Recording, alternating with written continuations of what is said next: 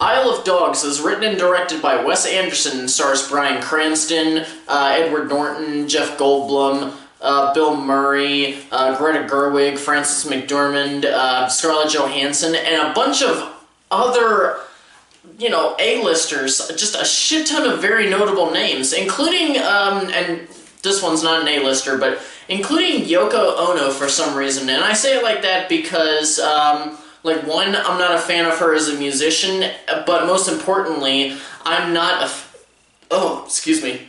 I just ate some applesauce, so I'm getting a slight bit of hiccups. I'm not a fan of Yoko Ono as a person, but I'm getting way off track with this line of thinking. Isle of Dogs takes place in this dystopian near-future Japan, where there's this illness outbreak involving dogs that also threatens to affect the human population as well. So in response to this, every dog in the city of Megasaki has been banished to a nearby island, and the film's main focus centers around a young Japanese boy named Atari, who flies off to the island to look for his dog Spots. And when he's there, he comes across this small group of dogs who offer to help him find Spots. I went into this film a little bit worried, not thinking that it wouldn't be good or anything, nothing like that, but because I don't really have the best track record when it comes to watching stop-motion animation movies. Because in the past, I've seen a few films, quite a few films in this genre, with very, very jerky animation, with a couple of exceptions, including one of the most recent ones, Kubo and the Two Strings. And honestly, a lot of stop-motion animation movies with a shit ton of jerkiness, it tends to give me splitting headaches. But this was Mallory's most anticipated film of this year, so I thought, you know what, I should at least go to it with her, especially if she is really this excited about the movie. So, I decided to just try to grin and bear it. And I was actually pleasantly surprised because I didn't leave the theater at all. I mean, there were a few singular moments of jerkiness in the animation, but there still wasn't enough to heavily affect my viewing too much. There were a couple of times where I had to close my eyes, but really nothing too particular was happening in the scene that was important. It was just basically kind of eye candy, I guess you can say. But anyway, now I'm rambling again about stupid things. My basic point is that the animation for the characters and everything else, just the different bits of motion and movement, pretty much are seamless throughout. Speaking of the characters, the designs, especially the humans, are meant to resemble ancient Japanese art, but this time it's put into a 3D environment. And they really look amazing, but where the model designs really shine in the movie is with the dog models.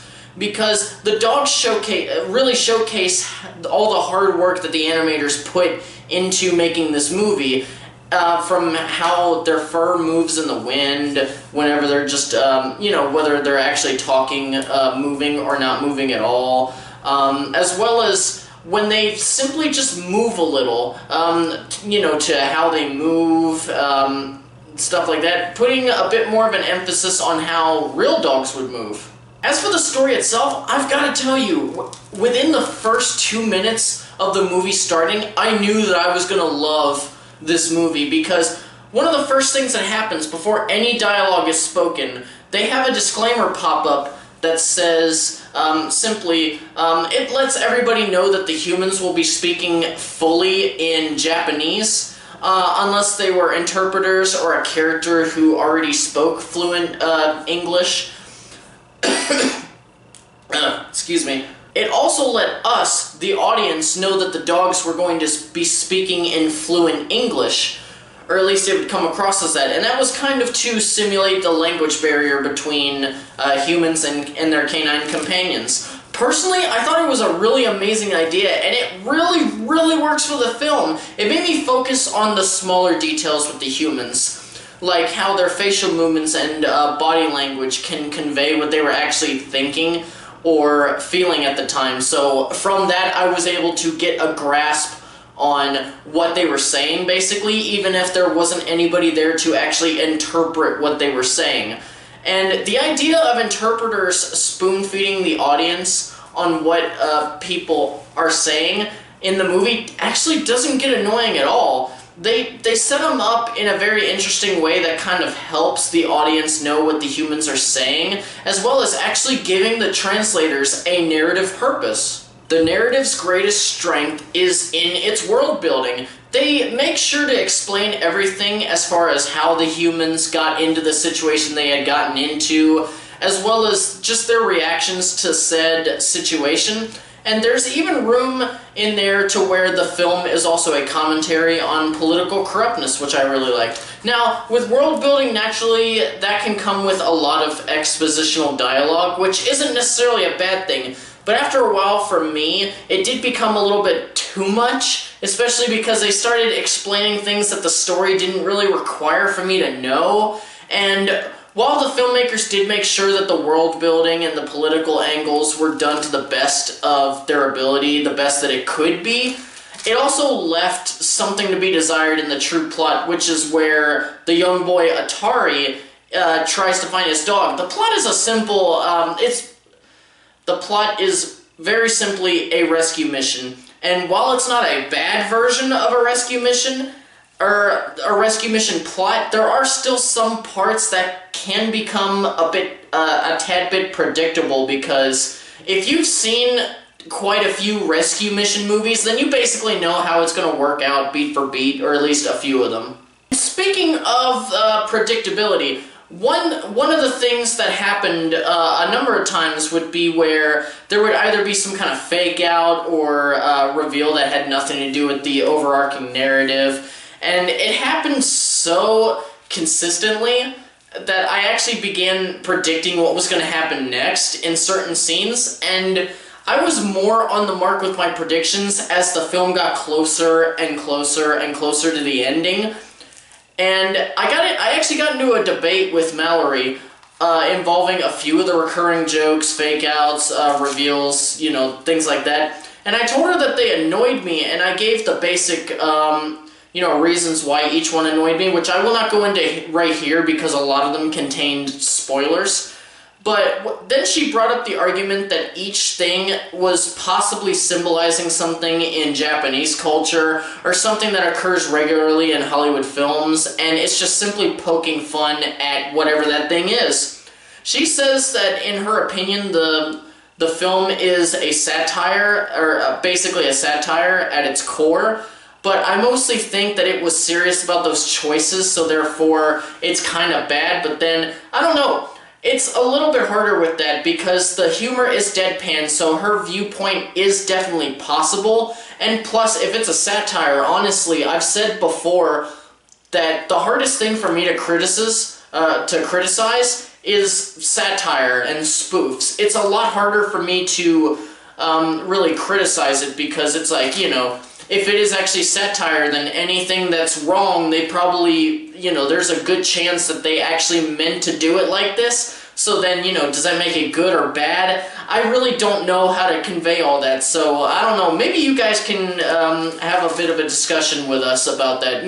If you have any kind of opinion on that kind of stuff, especially if you have seen the movie, and maybe you can divulge a little bit of information on if you think that it's a satire or not, then, just tell us in the comment section down below. For the voice acting, as no doubt the majority of you know, one of the hooks for the many posters that they've had for this movie, as well as the trailers that they've had for the movie, the hook was always when they would show that very impressive listing of these voice actors, a lot of them A-listers. And you wouldn't be wrong if you went into the movie assuming that each one had, each one that was listed in the trailers and the posters would be highlighted throughout in some form or fashion.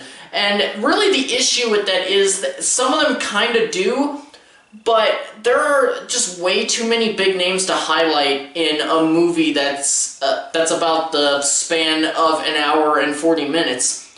So, anyone not main cast either gets like a couple of scenes or just one, maybe just a couple of lines of dialogue. Take, for instance, a dog character voiced by Scarlett Johansson. Her character just appears in one scene, and then she's never really shown again, and what they do with her character doesn't really serve the narrative in really any way, and it doesn't even really help with character motivations for anybody else, even though she is kind of tied to one of the main dogs in the main cast, but it's more like they're kind of acquaintances, I guess you could say. I had blanked on the word for a second. But yeah, no,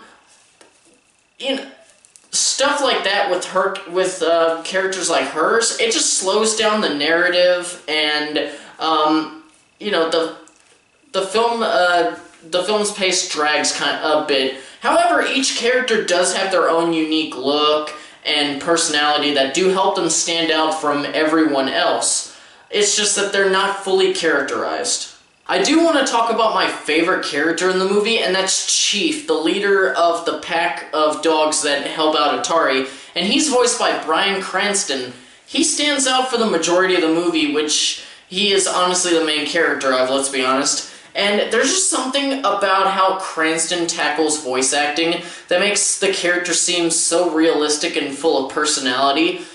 And I really loved his character. However, in the third act of the film, his character's kind of ruined for me with how he's written. No spoilers, but let's just say that throughout the film, it's established and explained why he acts the way that he acts and lives the way he lives, and there was also some stuff that happened in his past that, means that if it happens again, he's going to react the same way. Let's just say that. Which was all very compelling.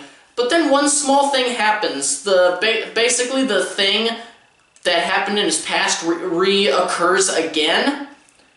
And everything that we learned in the last two acts is just thrown out the window. He goes through this unprovoked change of character that's never really explained. At the end of the day, though, I really enjoyed this movie despite all the negatives that I listed.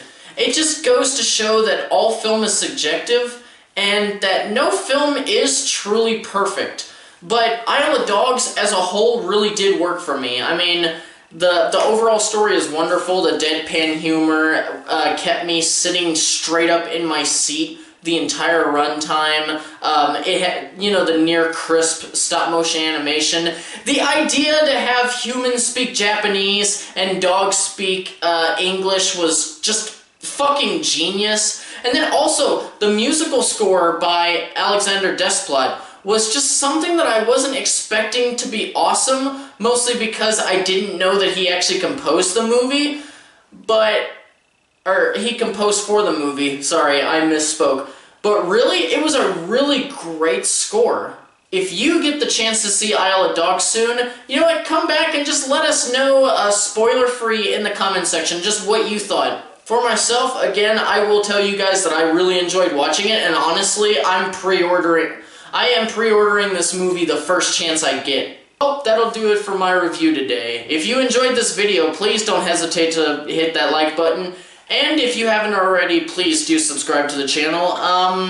Yep, that's about it. Really, all that's left to say is thank you so much for watching, and farewell until the next video.